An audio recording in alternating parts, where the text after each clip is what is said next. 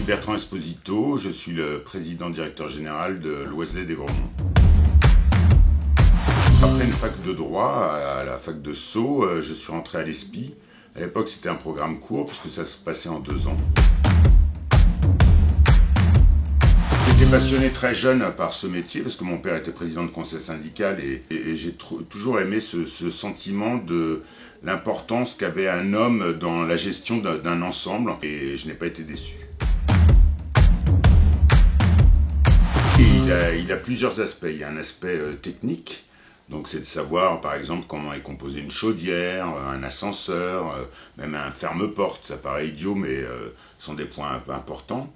Il est juridique, c'est-à-dire qu'il faut savoir d'abord la loi qui régit la copropriété, la loi de 65, cette grande loi. Et puis il est aussi financier. Il faut savoir comment s'articulent les dépenses d'un immeuble, comment on fait un budget, comment on fait des prévisions, comment on monte un compte travaux.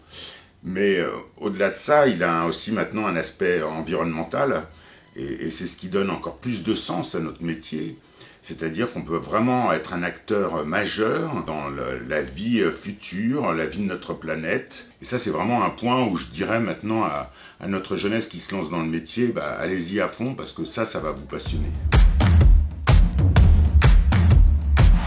Le métier a beaucoup évolué, mais moi je dirais pas tant que ça. En fait, les personnes se trompent souvent et mélangent un peu tout, ce qui est l'entité juridique du syndicat de copropriétaires, le conseil syndical, le syndic, etc. Le métier il a évolué parce que on a des nouvelles technologies reportées, et donc ça facilite les choses parce que nous, chez l'Oiselay des Grandmonts, on dit toujours qu'on veut mettre des nouvelles technologies pour remettre encore plus d'humains au centre du métier. C'est un métier de relations, en fait, de relations humaines, d'essayer d'apaiser les conflits, d'essayer de donner une vision à l'immeuble, un projet commun, et embarquer les gens dans un projet commun, c'est génial, parce que ça veut dire qu'on porte quelque chose et qu'on est suivi et qu'on va dans la bonne direction. Moi, je leur dirais, surtout n'hésitez pas. Je le dis depuis plus de 30 ans. Au début, certains riaient, etc., en disant « mais non, nous on veut faire du montage d'opérations immobilières, c'est plus noble ».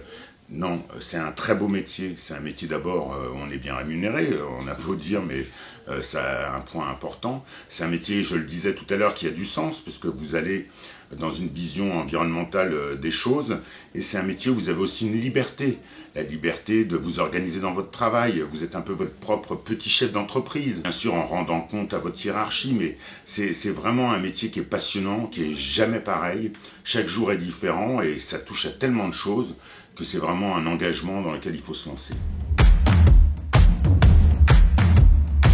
Les évolutions, elles ont été, je le disais un peu tout à l'heure, un peu technologiques, parce que on a mis un certain nombre de programmes informatiques pour nous aider à avoir un outil de pilotage des immeubles, mais elles sont aussi liées à l'évolution législative et réglementaire, puisque on doit se caler sur une volonté des gouvernants, sur, je le disais, la rénovation énergétique, sur l'économie d'eau, sur une vision environnementale des choses. Donc voilà en quoi le métier évolue, et il va encore évoluer. Je parlais l'autre jour avec des amis des assemblées générales, et le mode d'assemblée générale a évolué énormément pendant la pandémie de Covid. On a fait maintenant de la visio, donc on sait que tout ça va évoluer, va pouvoir redonner un peu de temps pour la vie familiale aux gestionnaires, permettre d'exercer le métier différemment. Alors moi je suis pas du tout d'accord avec cette question qui en soi, en elle-même d'ailleurs, est un peu partisane. C'est pas le gestionnaire de copropriété qui n'a pas bonne presse, c'est la vie en copropriété qui n'a pas bonne presse. C'est le fait que des copropriétaires qui s'opposent essaient de nous prendre à partie pour régler leurs problèmes. Mais si vous avez un problème avec votre voisin, ça concerne votre voisin et vous. Dans le monde associatif, on a exactement les mêmes problèmes. Moi, dans le monde associatif que je connais, il y a des rivalités entre les gens, il y a des gens qui se détestent, il y a des gens qui veulent avoir du pouvoir, etc. Donc je crois qu'il faut arrêter avec cette idée de dire que le gestionnaire de copropriété n'a pas bonne presse. C'est un métier qui, si on le fait convenablement et qu'on redit à chacun que chacun est responsable de l'environnement dans lequel il évolue, que chacun est responsable des relations humaines qu'il a avec son voisin, eh bien en fait, nous n'avons pas à prendre parti. Nous sommes là pour faire avancer le bien commun, et ça, c'est vraiment extraordinaire.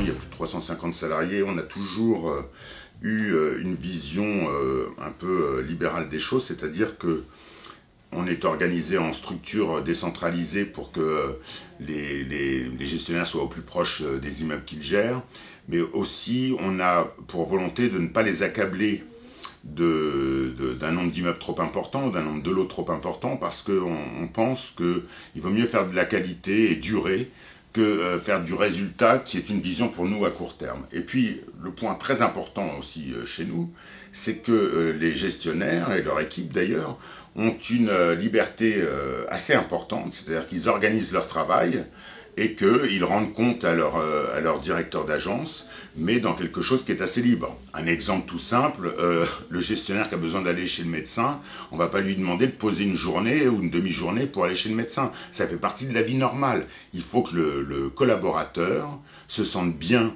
dans l'entreprise et on fait tout pour que ça soit le cas.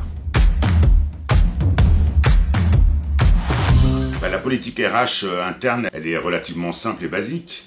En fait, on a une volonté d'évolution interne. J'en suis d'ailleurs l'exemple, puisque je rappelle que je ne fais pas partie de la famille Loiselet et je termine ma carrière comme PDG de l'entreprise.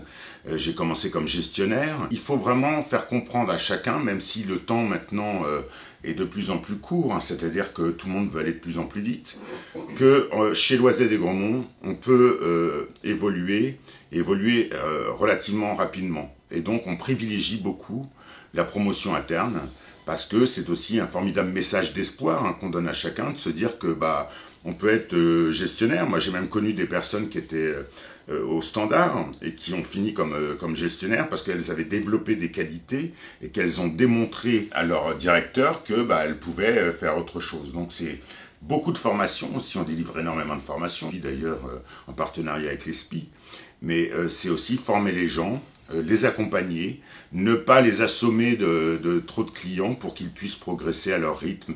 Et nous sommes là pour les accompagner. C'est un peu comme une famille, un père ou une mère accompagne son enfant.